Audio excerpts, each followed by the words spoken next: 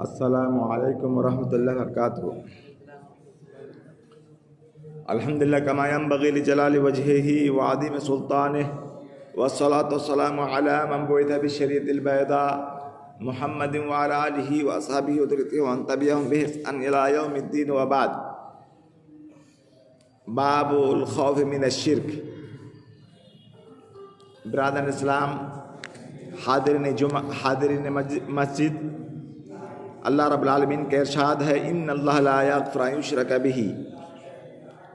شرک سے ڈرنے کا بیان۔ دنیا میں سب سے بڑا گناہ، سب سے بڑا بھیانک جرم شرک ہے، سب سے بڑا ظلم شرک ہے۔ اگر کوئی شرک کرتے ہوئے مر گیا تو اللہ تعالیٰ کبھی بھی اس کو نہیں بخشیں گے اور وہ خلود فی النار ہوگا، ہمیشہ ہمیں جہنم میں جائے گا۔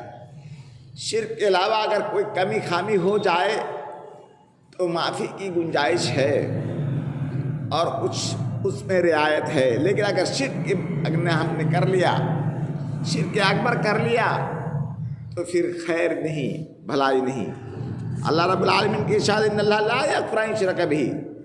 اللہ رب العالمین اس گناہ کو کبھی معاف نہیں کریں گے جو اللہ کے ساتھ شرک کرے گا۔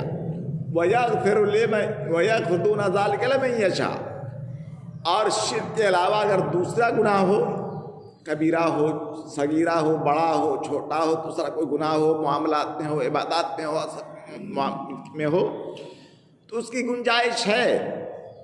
کم سے کم جہنم میں جل کر ایک نہ ایک دن جنت میں جائیں گے، لیکن شرک کا ارتکاب کرنے والا کبھی بھی جنت میں نہیں جائے گا۔ بے شک اللہ تعالیٰ اس گناہ کو نہیں بخشے گا کہ کسی کو اس کا شریک بنایا جائے، اور اس کے علاوہ اور جس گناہ کو چاہے معاف کر دے گا۔ حضرت ابراہیم علیہ السلام خلیل اللہ نے یہ اللہ رب العالمین سے دعا کیے تھے وَجُنُبْنِي وَبَنِيَّ أَن نَّعْبُدَ الْأَصْنَامَ۔ کہ اللہ مجھ کو اور میری اولاد کو اس بات سے بچا کہ ہم بتوں کی پوجا کریں، بتوں کی عبادت کریں۔ حدیثوں میں آتا ہے قیامت اس وقت تک قائم نہیں ہوگی یہاں تک کہ مسلمانوں میں بعض لوگ بتوں کی بھی پوجا کریں گے، نعوذ باللہ من ذالک۔ حدیث صحیح حدیث کی عبارت ہے، مورتی کو پوجا کریں گے کچھ مسلمان بھی، آخر زمانے میں ایسا آئے گا، لیکن اس کی کسی کی خیر نہیں، کسی کی خیریت نہیں اگر کسی نے شرک کیا ہو۔ اسی طریقے سے رسول اللہ صلی اللہ علیہ وسلم کی حدیث ہے، آپ نے ارشاد فرمایا اخوف ما اخاف علیکم الشرک الاصغر فسئل عنہ فقال الریا۔ رسول اللہ صلی اللہ علیہ وسلم کا فرمان ہے سب سے زیادہ جو مجھے ڈر لگتا ہے وہ شرک سے لگتا ہے۔ اور لوگوں نے کہا کہ یہ کیا چیز ہے شرک؟ کون سا شرک؟ شرک اصغر، چھوٹا شرک سے۔ رسول اللہ نے کہا کہ ریاکاری، مثال کے ہم نماز پڑھ رہے ہیں، مسجد میں نماز پڑھ رہے ہیں، رکوع سجدہ قیام لمبا لمبا کر رہے تاکہ لوگ کہیں کہ کتنے نمازی ہے، کتنا اچھا ہے۔ یا گھر میں نماز نہیں پڑھتے ہیں، جب مسجد آ جاتے تو نماز پڑھ لیتے ہیں لوگوں کو دکھلانے کے لیے، ریاکاری کے لیے۔ تو یہ ریاکاری شرک ہے، اور یہ شرک اصغر ہے، سب سے گناہ کبیرہ میں سب سے بڑا گناہ۔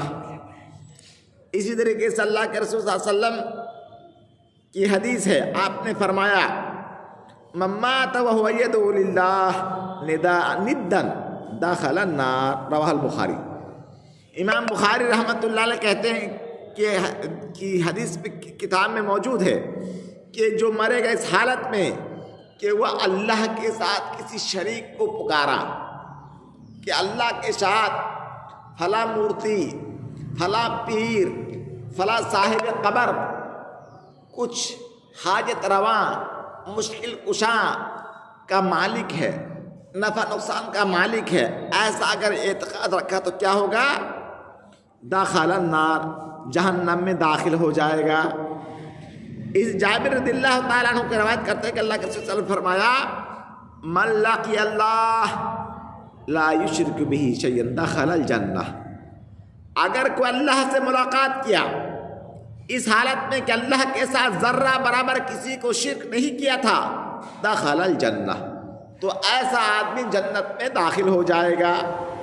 وَمَن لَقِيَهُ يُشْرِكُ بِهِ شَيْئًا، اور جو اللہ سے ملاقات کرے گا اس حالت میں کہ وہ ذرہ برابر تکہ کے برابر بھی شرک کیا تھا، دخل النار، جہنم میں داخل ہو جائے گا۔ اس طریقے سے بہت سارے مسائل ہیں کہ شرک سے ڈرنا چاہیے۔ اللہ کے رسول بھی ڈرے ہیں کہ مجھے سب سے زیادہ جو ڈر لگتا ہے وہ شرک اصغر سے ڈر لگتا ہے۔ شرک اصغر بہت سارے پرہیزگار متقی لوگ بھی کر بیٹھتے ہیں غیر شعوری طور پر، اس لیے شرک اصغر سے اللہ کے رسول کو سب سے زیادہ ڈر تھا۔ ہمیں بھی چاہیے کہ ہم ڈرتے رہیں، شرک اصغر سے ڈرتے رہیں۔ اسی طرح سے ریاکاری بھی شرک کی ایک قسم ہے۔ ریاکاری دوسرے کو دکھاوا، یراؤن الناس، لوگوں کو دکھلاتے ہیں۔ من صلی یرائی فقد اشرک، من صام یرائی فقد اشرک، اس نے دکھلانے کے لیے روزہ رکھا انہیں شرک کیا، اس نے دکھلانے کے لیے نماز پڑھا اس نے شرک کیا۔ ہر عبادت کے اندر اگر ریاکاری آ جائے تو وہ کیا ہے؟ شرک ہے اور بھیانک گناہ ہے۔ اور یہ بھی بات معلوم ہوئی کہ شرک اصغر جو ہے نہ، شرک ریاکاری جو ہے شرک ایسا چھوٹا شرک ہے جو توبہ سے بھی معاف ہو سکتا ہے اور قیامت کے دن اللہ کی مشیت میں ہے۔ لیکن شرک اکبر کا گناہ کبھی بھی اللہ معاف نہیں کرے گی۔ اعلان کر چکے ہیں کہ دنیا میں اگر توبہ کر لیا ہو شرک اکبر کے بعد تب تو معافی ہے، ورنہ اس کی کوئی معافی نہیں ہے۔ اسی طریقے سے نیک لوگوں پر باقی گناہوں کی نسبت ریاکاری کا زیادہ خطرہ ہے۔ جو نیک لوگ ہیں، پرہیزگار لوگ ہیں، وہ بھی اپنے تصنع اور ریاکاری بہت سارے کر بیٹھتے ہیں غیر شعوری طور پر، تو اس سے بھی پرہیز کرنا چاہیے۔ اللہ کے رسول ڈرے ہیں، صحابہ کرام بھی ڈرے ہیں، اس سے ہمیں بھی ڈرنا چاہیے۔ اس سے ایک مسئلہ یہ کہ جنت اور جہنم انسان کے بالکل قریب ہے۔ کوئی یہ نہ سمجھے کہ جہنم میں بہت بڑا گناہ کریں گے تب جائیں گے، نہیں، غیر شعوری طور پر ہم شرک کر بیٹھتے ہیں، گناہ کر بیٹھتے ہیں اور توبہ کا خیال نہیں ہوتا ہے۔ اسی حالت میں اگر موت ہے تو کیا ہوگا؟ توبہ ہم نہیں کیا، مر گئے تو حالت خراب ہے گی۔ اسی طریقے سے ایک حدیث میں ہے کہ جنت اور جہنم قریب ہونے کا اکٹھا ذکر کیا گیا۔ جو اللہ سے ملاقات کرے گا شرک کر کے دخل النار، جہنم میں چلا گیا، اور جو شرک نہیں کرے گا اللہ سے ملاقات کرے گا شرک بغیر شرک کے دخل الجنہ، جنت میں داخل ہو۔ جنت اور جہنم بالکل قریب ہے، بہت دور نہیں ہے۔ اس لیے ڈرنا چاہیے انسان کو دنیا میں بین الرجا والخوف۔ ہماری زندگی دو چیزوں کے درمیان ہونی چاہیے، بین الرجا والخوف۔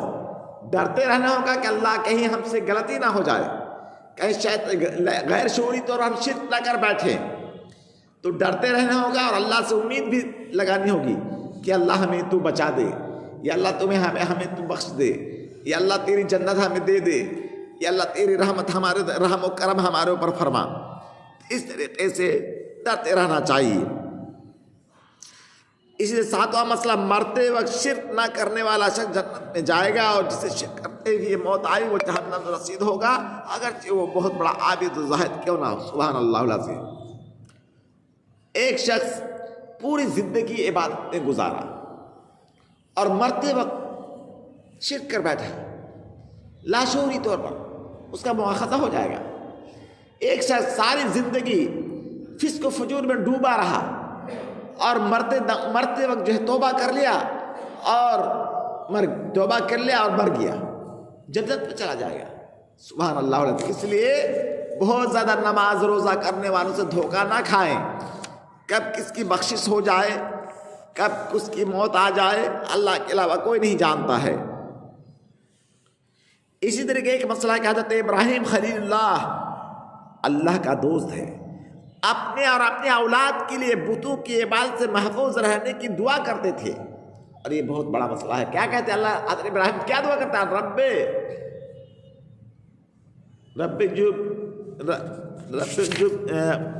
دعا کرتے وجنبنی و بنیا، وجنبنی و بنیا نعبد الاسلام، اللہ مجھے اور میری اولاد کو شرک کرنے سے بچا لے۔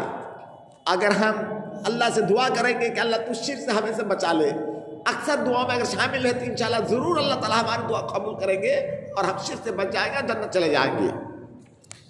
اسی طریقے سے ایک مسئلہ ہے، حضرت ابراہیم علیہ السلام نے کہا رب انہن اضللن کثیرا من الناس، کہ اللہ یہ بت، یہ مورتی، یہ قبر، یہ پتھر، یہ درخت بہت سارے لوگوں کو گمراہ کر دیا، یعنی اے پروردگار ان بتوں نے بہت سے لوگوں کو گمراہ کر دیا ہے۔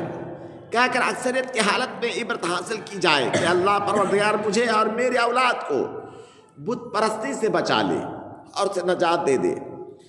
اس 10واں مسئلہ امام بخاری رحمہ اللہ کے بیان کے مطابق ان آیت اور احادیث میں سے کلمہ لا الہ الا اللہ کی تفسیر بیان کی کہ توحید کو اپنائیں۔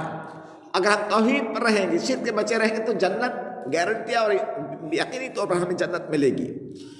اور آخری مسئلہ اس باب میں یہ ہے کہ اس باب میں شرک سے محفوظ رہنے والوں کی بڑی فضیلت ہے کہ جو لوگ شرک سے بچیں گے ان کو جنت جانا یقینی ہے، اور جہنم سے بچاؤ کے لیے اللہ تعالیٰ ان کے لیے ترکیب سوچیں گے۔ تو اللہ رب العالمین سے دعا ہے کہ اللہ رب العالمین ہمیں بھی جنت کے راستوں کو اپنانے کی توفیق دے، شرک سے بچے رہنے کی توفیق دے۔